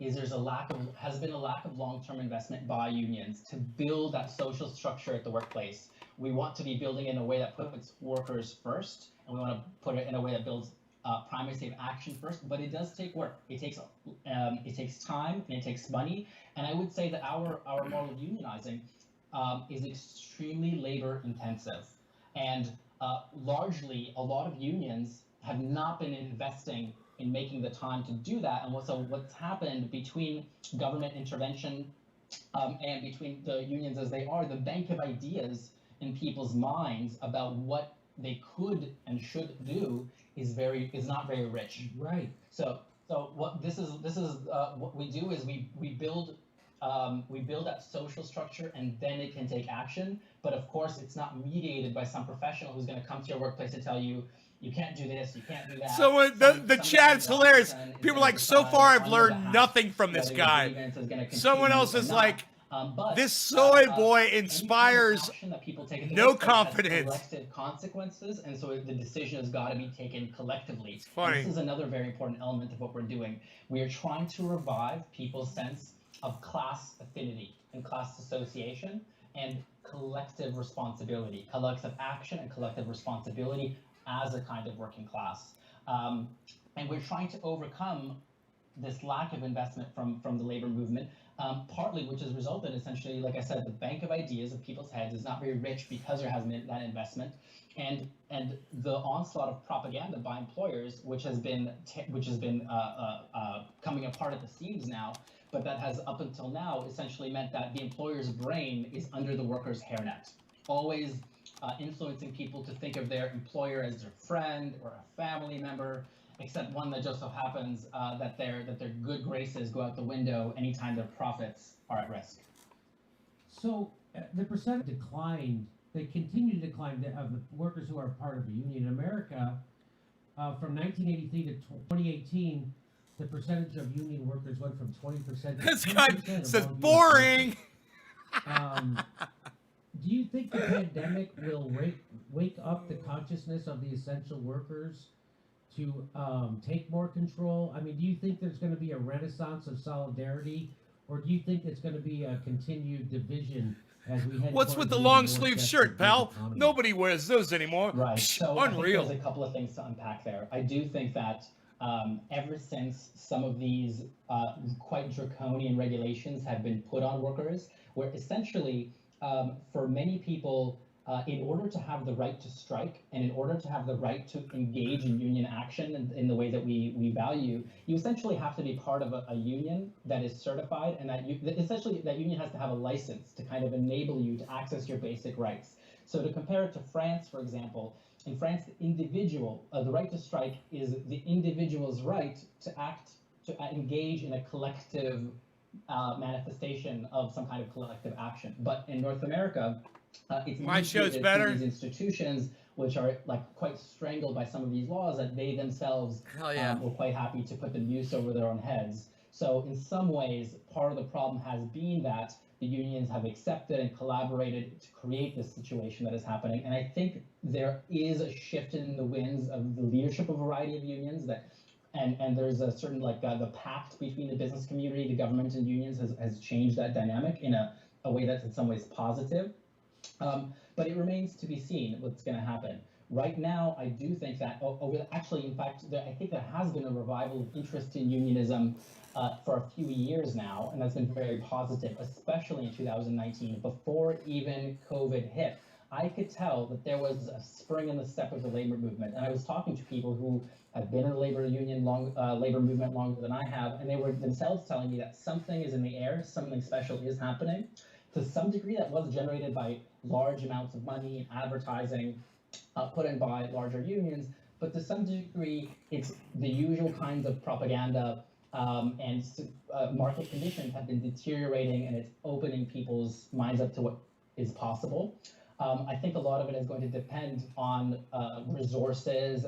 There's a lot of people who have resources and a lot of people who have no resources. And it's going to depend on how they kind of interact. It's entirely possible that there'll be a new pact between the business community and unions saying, for example, we'll come up with a new bargain where we're going to be quote unquote social partners. We will grant you more membership in exchange for you behaving yourselves in this way or that way. Ultimately, while it may raise some conditions, it would ultimately be very unhealthy for the labor movement in the long term.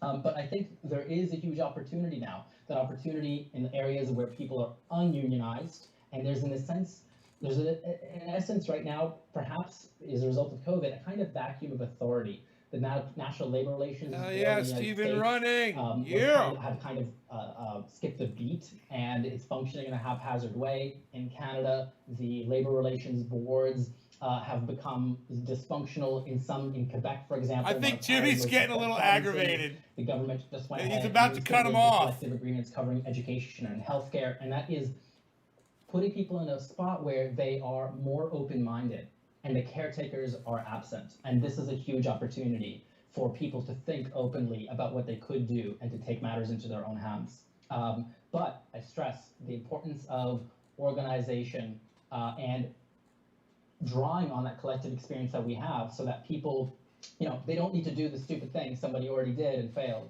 They can learn from those mistakes before they execute them. And so, what do you think would be the key? I mean, this pandemic has just, laid it has shown all the power that the workers have, right? I mean, just the grocery store workers, if they could actually come together,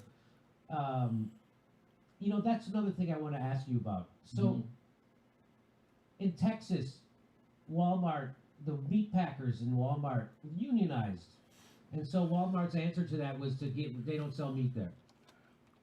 And that was a big message to the rest of the workers at Walmart. Don't try doing this. We'll just get rid of your jobs altogether. Right. So one of the things the IWW does, and correct me if I'm wrong, is that they don't like specialized How do you spell unions. futon? Like if you work for a Futon. How do you union, spell right? Isn't that how it futon? works?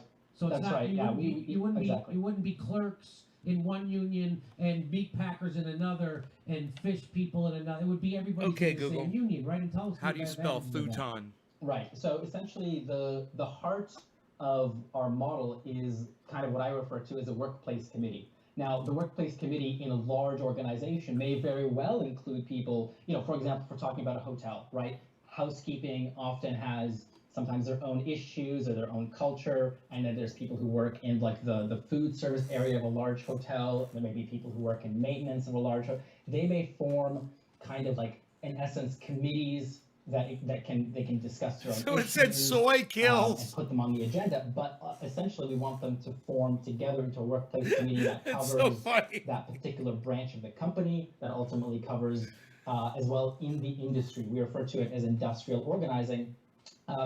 And essentially, we want to avoid the kind of divisions and being played off one another, where one set of workers can be played off another set of workers by an employer in the course of some industrial conflict. And just to kind of give people a sense in which this could be very effective, is now while European unions have many problems, and we can go on and talk a long list about them, but one of the things that they've been successful at doing is to take a wide swath of sectors of unions, not just industrial unions, but sectors of unions into a union together, and to be able to take them on strike together. This is one of the major obstacles in the United States, is that a sympathy strike is illegal. But this is the kind of, like, if you're going to have workers that are precarious, that they're in terms of financially precarious, which means that they don't have time to participate in the union the way that we would like, because they're always working, taking care of their families. We want to enable them, but it's very difficult. God, this is boring. It is boring. People are saying this show is boring. There may be other elements, or maybe healthcare elements. We want to take workers of a diversity of roles and functions in a particular society. We want to combine them so that they can go on strike for and with each other. If you want cafe workers to win, of course they can win on an individual cafe, and we have a very good track record of doing that.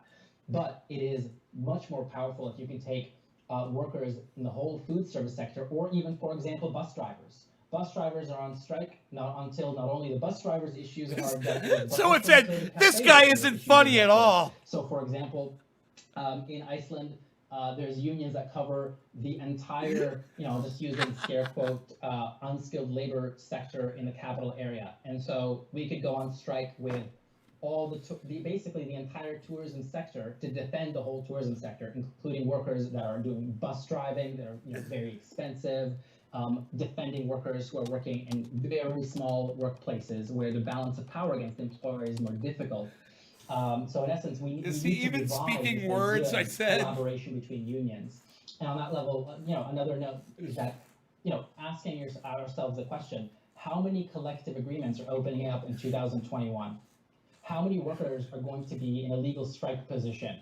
Why aren't there more dialogues about a revolutionary moment? There are some of those dialogues are happening. There are some interesting work happening about it, but this is one of the angles that needs to be revived, and not just from a perspective of trying to reach a collective agreement. A collective agreement is maybe a piece that people want as a piece of their organizing, but we want to create the social structure primarily where people in different industries as a sector are combined together and can be mobilized together. And He just did a little vocal fry at the end there together. I'm optimistic that workers. He did all that, then he had to do a vocal fry at the end together. We don't have Medicare for all. They don't have. We don't have education paid for at college level. There's lots of things. We have a horrible minimum wage. Do you like how does a general strike get organized, and how and is that something you know about, and is that something you think could happen? Someone's like, this dude's boring as fuck. So the unfortunate answer perhaps is that there aren't any shortcuts to it. There certainly have been revolutionary moments where things take off with less preparation than sometimes people expect, and the more it happens in a circumstance of under preparation, the less likely its revolutionary potential is. The less likely that at the very end of this mobilization that workers will be in the seat of power to be able to decide things going forward, rather than changing the seats of our society's managers. In order for it to be successful, we need to invest the time to build those structures and to change people's minds. And on that level, unions need to become a values-driven institution. Right now, for example, there may be a myriad of things that industrial workers of the world are doing, and there may be a myriad of values, but I would say one of our core values, if not the core value, is two words: organize, work. Look down at your shoes, see where you are, look at the Venn diagram between where are you, what is in your capacities, and what is objectively meaningful, like where can we intervene in the economy that will have leverage for, over society to be able to change what we want changed, and act in concert with your coworkers, smartly, collaboratively, with an association and organization, and kind of take that lead. One of the problems, so I think there's a huge potential there. One of the problems is that unions need to see themselves less as kind of managers of that process, and allow that process to organically develop, which if you leave people alone and you give them support, they will develop that. If you give them guidance and you give them support, but not be the manager. If unions use this moment of increased activity to just to use that mobilization to lock people into collective agreements that are going to cover tens or thousands of workers into 10 or 15-year-long collective agreements that are going to essentially take away people's right to act in collective self-defense at the workplace, they're going to squander this opportunity in a historic way. But there is a huge opportunity right now to organize people at the point of production, and let those resources go. Put those resources into the shop floor, and let those people take the lead in thinking about how they want to use them. Okay. Well, is there anything I left out about the IWW that you want to share with our audience? Perhaps I would just say one more thing about the notion of a general strike. One of the things that we saw last year in Iceland, where we had a project of organizing in the tourist sector, is a kind of proof of concept. We were able to. This is also a message for unionized workers. We have a kind of strategy of dual carding, where if you're a unionized worker and you would like to activate your union local and make it more combative, make it more militant, there is a way to do that. It's the same model of building a kind of a workplace committee that is going to. Someone said, "Why is he so skinny?" Activate action plans, and one of the most interesting things about that society is it essentially had struck a bargain between business and the unions to be social partners. There hadn't been a mass strike in 30 years. The union had completely lost its connection between its membership and the union headquarters. The workforce was someone just said drugs. In the kind of the chat is so fucking funny, man. Industry oh my god. Origin, and they weren't very well integrated into Icelandic society. And with mere months of work, although this is a very special case, within not that long of work, we were able to go into the hotels, go to the bus depot, and when we came up to workers and we started the conversation with, yeah, the unions have failed you. And we own that failure. And in the course of that conversation, we were able to create an atmosphere of mobilization that hadn't existed in many decades, and that people thought were in many ways impossible. Okay, 5 gallon bucket base comb over guy. Next. Kind of workforce, and we were able to create a general 5 gallon bucket base comb over guy atmosphere of a general strike. and we were able to essentially shut that city down for quite some time. So How this is. long? So we went on strike for we would have a one-day main strike March. He literally and has we had a Alan one-day Bucket strike sitting at the next end to of him. March of 2019. I'm like, I'm And just, it's so effectively, funny. in that situation because it's the second. It was Epling is the second largest union in Iceland. Someone was trying to it say he was affects well the off. entire country. They're like, he The just reeks of consequence privilege. those I'm very like, strategized he's strikes, broadcasting from his futon, affected and he's got a lives that 5-gallon affected bucket indirectly for a fucking 350,000 vase people. next to him. And the thing that made employers most scared in an atmosphere of a general strike, by the way, this is a very important point that we all need to know in North America, they weren't afraid of people leaving their job. They weren't afraid of people staying home and watching Netflix, because that is what a lot of unions do. When they go on strike, a lot of people just go home and watch Netflix, and they collect their strike pay, or they don't get the strike pay. But what they were afraid of is when we used IWW tactics to call for... Oh my God, you know who essentially- he looks like? He looks like Dexter's brother. He looks like Dexter's brother in Dexter. Oh my God. And maids are not cleaning toilets, people are not wearing their uniform, people are engaged in shop floor demonstrations and actions, and much more. Actually, it took me a long time to convince my union colleagues, but the employers understood it very quickly. They said that it would infect the workforce with a sentiment of disobedience that would be permanent. So they're very afraid of that. And this is something we also need to recover in our labor movement. We need to bring back action, not just politically, but industrially, to the work site. Not off the work site, not picketing away from the work site, on the work site. That is the place of action. Not canvassing for a politician, not doing a demonstration that's away from work, staying at the job, because it'll have a double effect. You not only achieve your concession, but you also infect people with a very positive and healthy attitude of contestation and disobedience that will last. So how come we don't see sit-in strikes anymore? For one thing, sit-in strikes are illegal. So one of the things that people will see at the National Labor Relations Board is it has a list of kinds of strikes that are illegal by method and strikes that are illegal by objective. And one of the types of strikes that is illegal are sit-down strikes. Now that doesn't mean they don't happen. What it means is, just as with unions, when employers break a collective agreement, there's always a cost-benefit analysis that a union undertakes about is this worth our money and how likely are we to win, given the time it will take to win through some court action to correct this thing. Are we going to contest it? Likewise, employers also make a cost-benefit analysis of what will be my expense, at what speed can I do it, and what will be the outcome of contesting a particular action. And one of the things we're Rudy, seeing is that workers all the Rudy, time why did you engage try to in kill your stepsister, collective Deb? actions of self-defense at work. This is happening. The only thing is it's not coordinated. It is not organized. It doesn't feed into itself through its various avenues, and this is one of the doing, and this is one of the things that we are doing. But in essence, we need to revive this concept. Is my pitch? We're all addicted to our screens, and any ideas on how to get us off the screens and into the streets in general?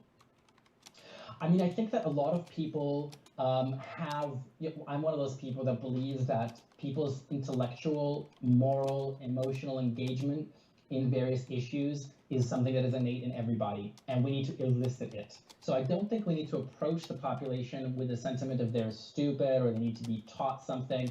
It's about it needs a lot more reading of where people are at and kind of eliciting. One of the problems that we don't appreciate enough is that when there has been an atmosphere of mass mobilization, either in a particular workplace or a whole city or a whole country, and people's interest and investment in social change is kindled, and if it is crushed by violence from the outside, or if it is crushed from the rear by the workers' own organizations, it can have such a disheartening effect. It can have a massively demobilizing effect. So one of the things that we have Bean burritos! Bean burritos! Mass mobilization been defeated by violence from exterior. My For man! example, police forces and the state, either directly with violence or through legal action, which is just a delayed threat of coercion, threat of force, crush people's initiative when it has sprung up. But also largely our own organizations of civil society, whether they be journalistic, whether they be political, whether they be economic organizations, have from the rear sabotaged a lot of organizing, whether they realize it or not. And a lot of the time they couldn't understand what they're doing, because a lot of the time the economic organizations that we have, as well as political, they want to see mobilization. Many of them want to see mobilization, but they're afraid of it, because a consequence of mobilization is people wanting to be involved in decision making.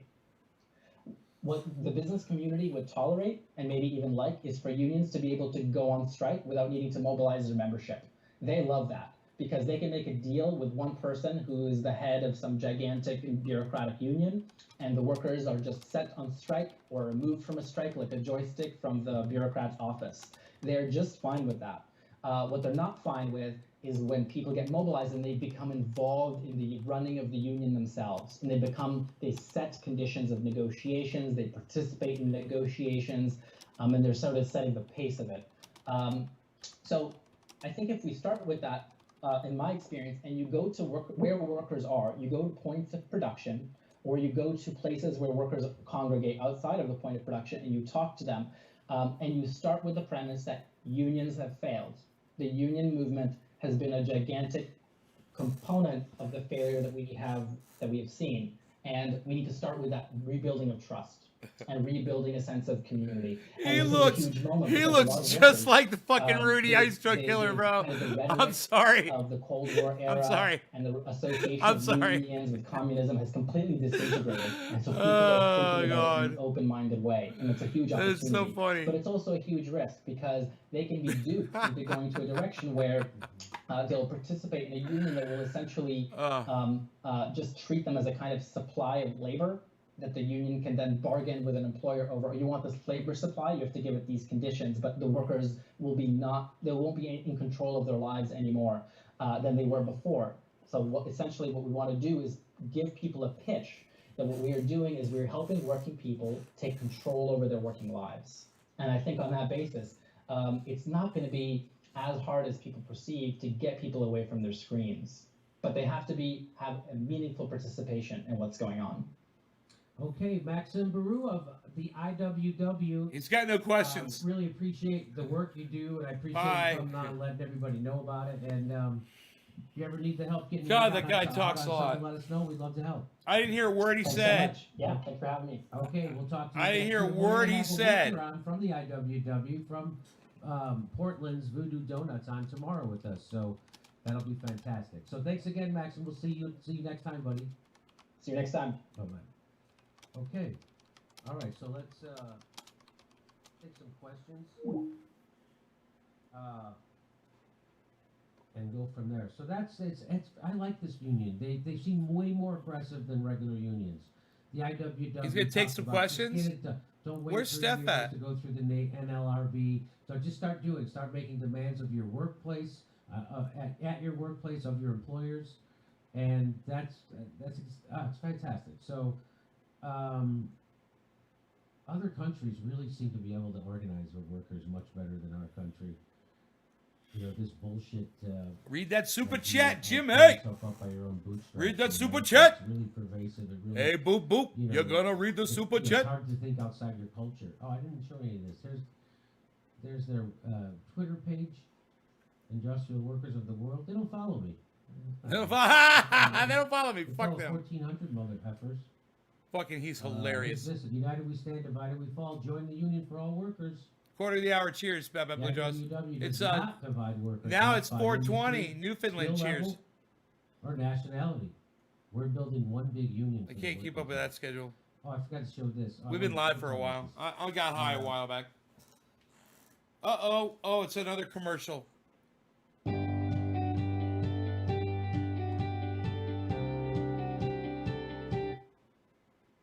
So that's good. Any just miserable. All right, should we take a break and show a commercial or something?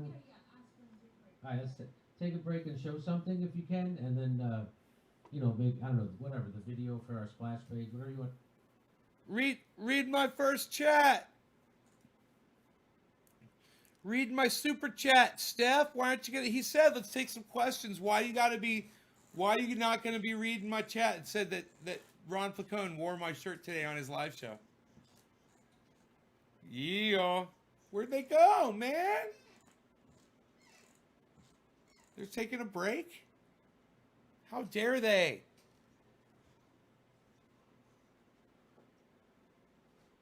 Raymond Kaler's like, what the fuck?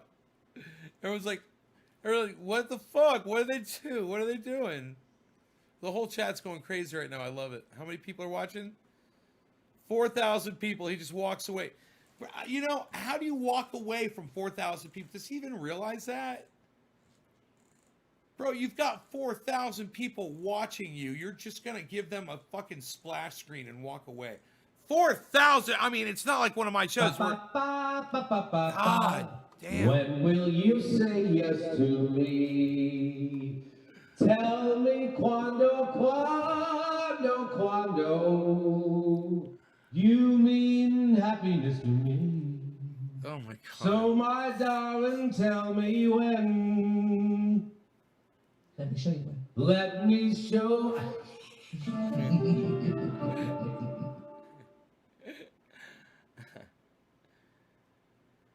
Hey, Carrie.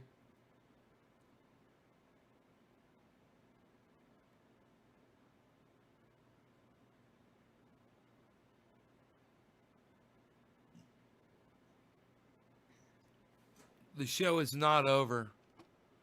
No, the show is not over. What? No, it still says live.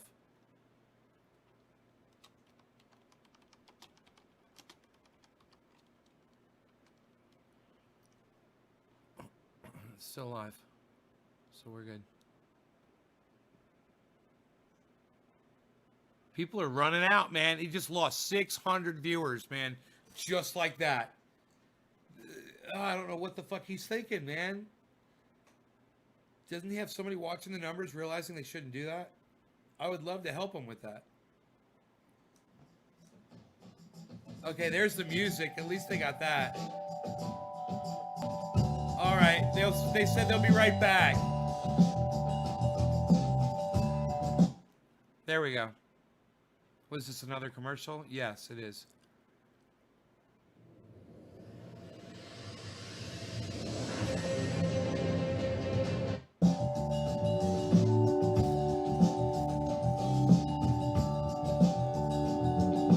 Another ad? Dude, what's with all these ads? That's fucking weird.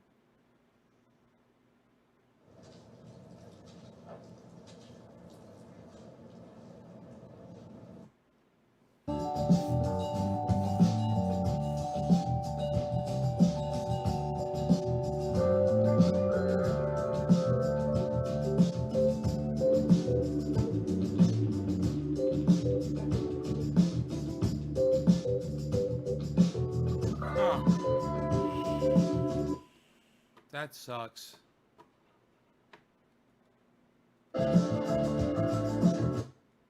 Meh.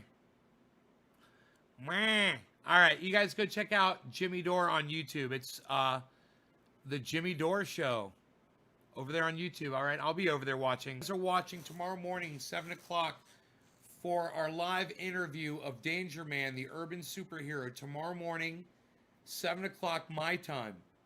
Sync it up, guys. Right there. All right. Where's my dog? I don't know. I need to find him. Oh, he's right here. Okay. Bye, guys. Here is your 20-second wave brought to you by Ron Placone. Get your news on